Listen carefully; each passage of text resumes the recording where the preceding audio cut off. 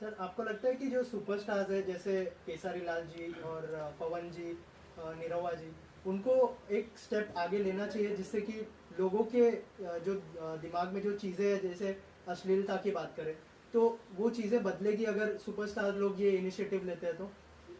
देखिए, सबसे पहली बात है कि हमारे जितने भी बड़े भाई हैं, चाहे वो दिनेश लाल यादव जी हों, रवि किशन जी हों, पवन भैया हों, खेसारी जी हों, चिंटू भाई हों, रितेश भाई हो, समथिंग हम सबको बोल रहे हैं। हम तो फिलहाल अभी कुछ दिनों से वो हैं, तो हम ज़्यादा कुछ अपनी बात नहीं रख सकते हैं।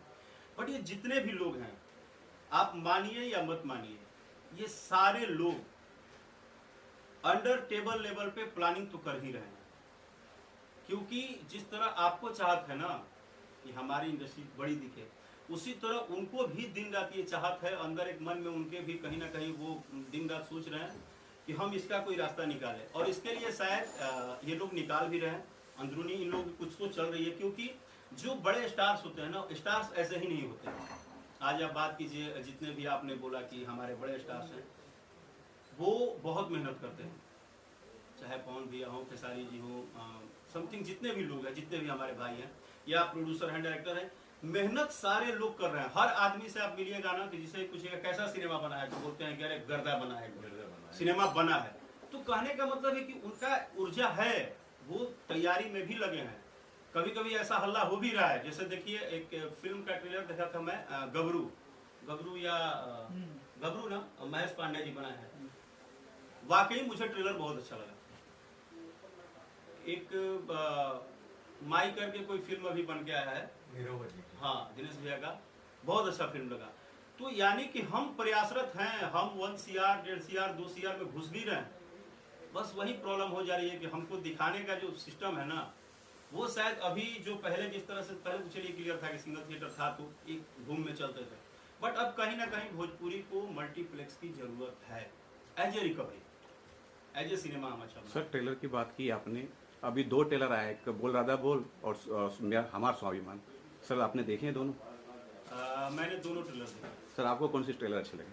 मुझे दोनों ट्रेलर अच्छे लगे। इसमें और जोड़ते हैं कि दरअसल एक नहीं 4 ट्रेलर आए हैं। हाँ राइट। तीसरा ट्रेलर जो है वो निरहुआ जी की फिल्म आर्मी का है, और चौथा जो ट्रेलर है वो रितेश जी की फिल्म प्रजातंत्र का है। खास बात यह है कि चारों ही फिल्में एक ही दिन 28 तारीख को रिलीज हो रही है। तो सवाल 2 है कि चारों में से बेस्ट ट्रेलर कौन सा था आपका, और दूसरा, चारों ही अपने आप में कहीं ना कहीं पहुंच चुके हैं। एक साथ बॉक्स ऑफिस पर आना कहीं ना कहीं प्रोड्यूसर्स को नुकसान तो नहीं है, जिन्होंने 1 CR 2 CR तक लगाया? देखिए, अगर मुझसे आप पूछते हैं कि सिनेमा कैसा था ट्रेलर, तो मैं आपको सच सच बता दूं, राकेश मिश्रा का जो काम है वो एज ए सिंगर भी और एज ए एक्टर भी, मैं इस इंडिया में रिलीज होने वाले किसी भी भाषा और किसी भी सॉन्ग को, ऐसा नहीं है कि सुबह का 5 घंटा सिर्फ मुझे मेरा यूट्यूब इस सर्चिंग में जाता है कि आज कितनी चीज़ें आई और मुझे देखना है। इसलिए कि मैं वहाँ पे, सीधा बोल रहा हूँ, मैं वहाँ पे एज ए दर्शक कभी नहीं देखता। मैं as a actor, as a technically और as a singer, as a actor के तौर पे मैं उसकी कंटेंट को देखता हूँ कि ये कंटेंट क्या है, ये कंटेंट क्या है, ये कंटेंट क्या है। प्रतिभा किसने क्या किया है, एक्टर सारे अच्छे होते हैं सर, एक बात समझ लो। लेकिन फिर भी हम किसके भरोसे होते हैं, अपने श्रोता के भरोसे, अपनी जनता के भरोसे, ठीक है। उसी तरह से सबका भोजपुरी में ही डायलॉग है, सब में फाइट एक्शन है ही, गाने हैं ही। अब ये जो डिसाइड है, ये जब आप थिएटर में जाएंगे तो वहाँ पे आपको, हमको, किसी को डिसाइड करने की जरूरत नहीं है कि कौन कितना बड़ा, कौन कितना छोटा। जब जनता में जाएगा तो जनता की वोट मत आपको बता देगी कि कौन कहाँ है, पहली बात, इसलिए कि वो जनता का चीज है। लेकिन अगर हमसे पूछेंगे तो जितने भी ट्रेलर की आप बात की, हमने सब सारे ट्रेलर देखे हैं, हम आपको बता दें। और सारे ट्रेलर में मुझे सबसे अच्छी जो बात लगी कि हम आगे बढ़ रहे हैं। बस मुझे इसी बात का खुशी है कि हमारा जो प्रयास है, सिनेमा जो अभी दिख रहा है, जो ट्रेलर दिख रहा है, जो बनाने का स्टाइल दिख रहा है, जो कंटेंट दिख रहा है, वो कहीं ना कहीं हम आगे बढ़ रहे हैं। बस यही है। अपने ऑडियंस और अपने चाहते दोस्तों के क्या कहना चाहिए?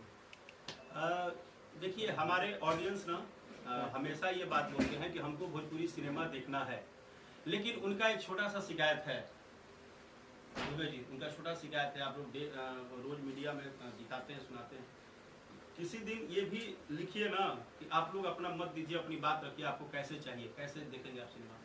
सारे दर्शक हम लोग जब स्टेज शो करते हैं तो हम लोग बोलते हैं कि भैया थिएटरवा में जाके देखा सिनेमा, बोलते हैं भैया 3.5 घंटा बर्दाश्त ना होला। तो जिस तरह हमें आपको सुविधा चाहिए, हमारे देखने वाले सुनने वाले दर्शक को भी अब सुविधा चाहिए। वो 3 घंटा चोय चोय वाला पंखा में नहीं बर्दाश्त कर पा रहे। मैं सिंपल सा बात बोल रहा हूँ, जिस दिन भोजपुरी सिनेमा को मल्टीप्लेक्स दे दिया जाएगा, फिर आप देखिए भोजपुरी सिनेमा का रिकवरी और भोजपुरी के दर्शक।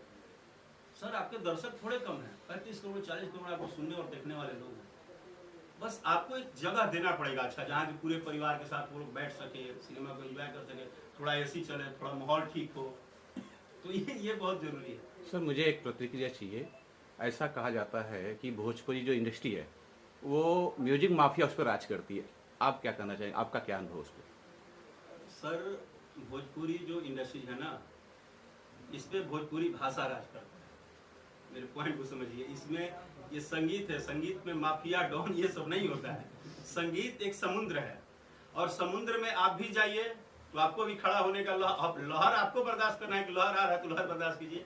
ये एक भाषा है और एक भाषा को, एक भोजपुरी इंडस्ट्री को बढ़ाने के लिए जो भी जहां है, मैं इतना जानता हूं कि वो सारे लोग प्रयत्न कर रहे हैं। और आई होप कि हर चीज का एक टाइम होता है, एक टाइम आएगा जब आपको ये सवाल भी करने का मौका नहीं मिलेगा। उस टाइम तक इंडस्ट्री एक अलग स्वरूप में होगी। लेकिन इस बात का आपको भी गर्व होगा, मुझे भी गर्व है और सभी सुनने वालों को गर्व होगा कि आज भोजपुरी भाषा ही है जो पूरे इंडिया और इंडिया के बाहर बॉलीवुड के गाने के बाद, चाहे वो सिनेमा का कोई गाना बजे, चाहे एल्बम का बजे, सबसे ज्यादा गाना भोजपुरी का ही बजता है सर। तो ये हमारे लिए प्राउड की बात है। आज आप सोशल मीडिया पे और जितने भी न्यूज बनाते हैं डाल लीजिए, लेकिन भोजपुरी का न्यूज आप डालिए, लाइव न्यूज डालिए, छोटा सा न्यूज डालिए, बट उसको सुनने वाले दर्शक हैं, वो इंटरेस्टेड रहते हैं। तो भोजपुरी आप लोग के आशीर्वाद से, आप लोग का जो आप इसमें अभी मुंबई सिनेमा जो है उसमें हमको लगता है कि बहुत अहम रोल मीडिया का है, क्योंकि आप लोग आजकल पब्लिक तक हर बात पहुंचा देते हैं। पब्लिक भी आजकल घर बैठे भाई हर चीज़ यूट्यूब से देख लेती है। तो भोजपुरी को भोजपुरी की तरह अगर देखिएगा तो ये भाषा का जगह है। इसमें हम बड़े, वो छोटे, वो बड़े, वो छोटे, वो ऐसे, ये सब कुछ नहीं है। जहाँ भी जो कर रहा है, भले कोई कहीं भी करे, काम भोजपुरी के लिए नहीं कर। सर छठ का शायद आपका एक गाना आया है, मैं देख रहा था यूट्यूब पे, 2 लाइन अगर सुना दे दो। हाँ, मैंने एक छठ का गाना गाया है और अभी तो मैं बहुत थैंक यू सो मच, थैंक्सफुली कि सभी दर्शकों को कि जो अभी नवरात्र में मेरा एक गाना बहुत ज़्यादा आप लोग प्यार दिए, बघवा रखवा खींचा था, और ऐसे टाइम में प्यार दिए जिस टाइम में कि लगातार 2-3 सालों से भजन बजता ही नहीं था नवरात्र के टाइम में और सावन में। लेकिन इस बार रिकॉर्ड फेल हो गया है। इस बार हर पंडाल पे केवल भजन ही बजा है, जीजा साली नहीं बजा। तो कहीं ना कहीं दर्शक भी अब हमें वो सहयोग और साथ दे रहे हैं, सब लोग दे रहे हैं।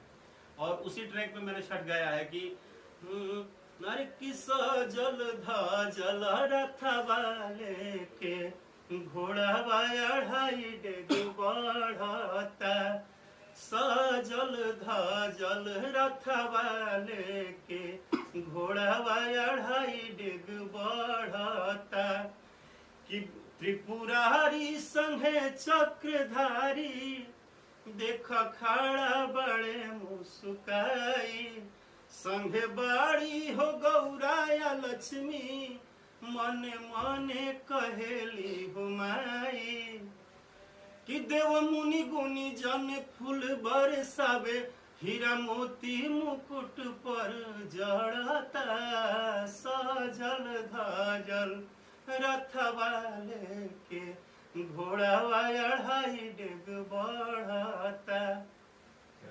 एक गाना और कातोही भाषा का जो पारंपरिक बहुत पुराना चलता है। अच्छा, ये तो आप सदैव सुनते हैं। तो आपके आवाज से बोले कि काचही बास के बहंगिया बहंगी दीही चाहू पर, बहंगी दीही चाहू पर, ते तयान हरा होई बेरे बटोहिया, बहंगी छठी माई के जय, बहंगी छठी माई के जय। ये गीत जब भी हम लोग गाते हैं ना तो ऐसा लगता है ना कि शारदा सिन्हा जी आके बैठ गए हम लोग के पास, क्योंकि जो उनके आवाज में, जो उनके वॉइस में छठ गीत इतिहास कहीं भी होगा, कुछ भी लिखा जाएगा, भोजपुरी गीत संगीत कहीं भी होगा, बट छठ पूजा आता है ना तो सरदा सिन्हा जी का और हम लोग सौभाग्यशाली हैं कि ऐसे कलाकार का हम लोग को सुनने और देखने को मौका मिलता है और अद्भुत है वो। राकेश जी, दिल्ली, मुंबई, कलकत्ता, बैंगलोर, पूरे देश विदेश से लोग जो है इस वक्त नौकरी छोड़ करके छठ मनाने बिहार में आते हैं। हाँ। और काफी इमोशन हो जाते हैं। इस क्या इसमें ऐसा क्या कुछ खास है? दिवाली में भी उतने लोग नहीं पहुंचे जितना छठ में देखिए, पहुंचते हैं। एक चीज आप मानिए कि हम जितना भी पूजा करते हैं ना, जितना भी पूजा हमारे हिंदुस्तान में होता है, शायद हम बोलेंगे तो इस पर कहीं कोई सवाल ना हो जाए, क्षमा चाहता हूँ बोलने के पहले, बट जो मुझे लगता है जितने भी पूजा होते हैं वो मान के होता है कि ये हैं और सब कुछ है इस सृष्टि में, सब कुछ है, माँ का आशीर्वाद, पिता का प्यार, सब कुछ है। लेकिन अगर एक छठ ही ऐसा व्रत है कि आप साक्षात उनको देख के उनको अर्घ देते हैं, मतलब हम सूर्य भगवान को साक्षात अपने आंखों से देखते हैं और अर्घ देते हैं। दूसरी चीज, इतना कठिन पर्व और शायद दूसरा नहीं हो सकता। इतना कठिन पर्व है, इतना कठिन पर्व है कि अगर आप बिहार से हैं या यूपी से हैं तो आपको पता होगा, इसमें मतलब एक ये गेहूं पसारा होगा ना, गेहूं, उस गेहूं को पसारने के बाद 6 घंटे 7 घंटे धूप में छाता लेके बोरिया ओढ़ के, और आदमी छत पे अगोरिया करती है, औरतें अगोरिया करता है कि कोई एक कौवा आके जूठा ना कर दे। मतलब इतना डर किसी पर्व में नहीं लगता है जितना छठ के व्रत में डर होता है, क्योंकि ये पर्व पूरे 3 दिन आम के दातुन से मुंह धोना, आपको नीचे चटाई पे सोना, बोरिया पे सोना, मतलब शुद्धता की तो मतलब इतना शुद्ध रखना पड़ता है आपको। चारों घर में जहाँ पूजा हो रहा है सब लीप पोत के गोबर से एकदम आपको, मतलब ये पर्व जो है ना ये अद्भुत है। और इस पर्व को जो एक बार देख लेगा ना, वो यूपी बिहार से नहीं भी होगा तो एक बार यूपी बिहार सिर्फ इसलिए आएगा कि देखते हैं। और इतना अच्छा लगता है जब आप घाट पे जाएंगे, तो घाट पे जब जाइए तो मने लगता है कि साक्षात धरती पे ना कोई एक अद्भुत मेला लगा हुआ है भगवान का। बहुत अद्भुत। दिवाली तो हफ्ते भर के बाद है, कुछ खास दिवाली में? दिवाली और छठ दोनों की हार्दिक शुभकामनाएं पूरे मुंबई के मेरे मीडिया भाई को और सभी दर्शकों को। और साथ साथ में इस बार का दिवाली जो है ना, क्या है कि इस बार का सारा पर्व ना थोड़ा चाँप के हम लोग मना रहे हैं, कहे कि 2 साल से ना घरवा में बैठल बैठल मन पिता गिरे है।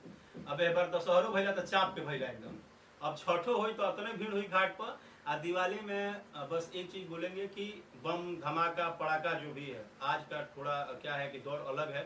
पहले गाँवों में स्पेस होता था बहुत, बगीचे में बाहर, बट अब शहर उहर में भी छठ होता है, तो थोड़ा सा धमाका जो करना है वो बचा के करना है, ताकि सब लोग सुरक्षित रहें, हम भी सुरक्षित रहें, आप भी सुरक्षित रहें, और कहीं ना कहीं प्रदूषण से अपने को और अपने देश को भी बचाएं।